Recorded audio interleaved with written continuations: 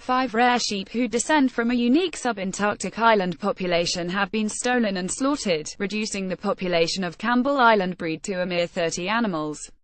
Daniel Wheeler was dismayed to discover 5 of his Campbell Island sheep had been stolen from his farm in central Christchurch, with the thieves leaving behind the intestines of the dead animals and the baby lambs that had been gestating in their wombs, which included a set of twins.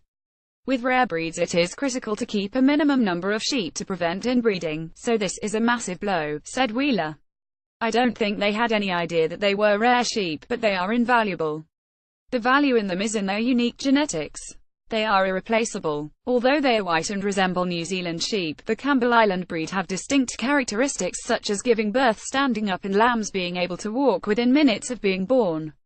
According to the Rare Breeds Conservation Society of New Zealand, the first sheep were introduced to Campbell Island in 1895 and farmed in the harsh climate 700 kilometres south of New Zealand's South Island till 1931, when the Great Depression ended farming on the island and the flock of 4,000 turned loose.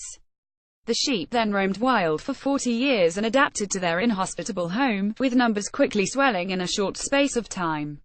In the 1970s, the New Zealand government decided the feral sheep were destroying too much indigenous vegetation and the majority were culled, with the remainder killed in the late 1980s.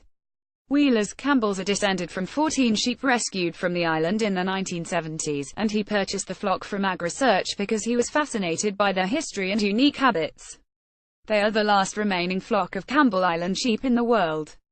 No one else had any real interest in them, and part of the reason for that is because they're white, they look like ordinary sheep, when in actual fact they're far from normal, said Wheeler. And now that I've got them, if I didn't have them, no one would and they'd be gone.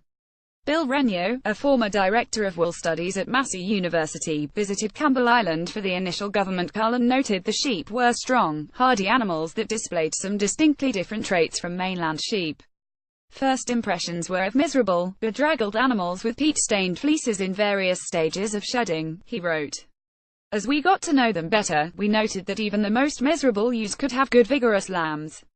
Frustrated by the brazen theft, Wheeler posted graphic images of the dead lambs and ewes' gutted intestines on Facebook over the weekend, asking for help in tracking down the thieves. The post elicited a rousing response from New Zealanders and sheep lovers overseas, including offers to graze the remaining Campbell Island sheep for free. Several leads are now being explored by police. Why would anyone do this?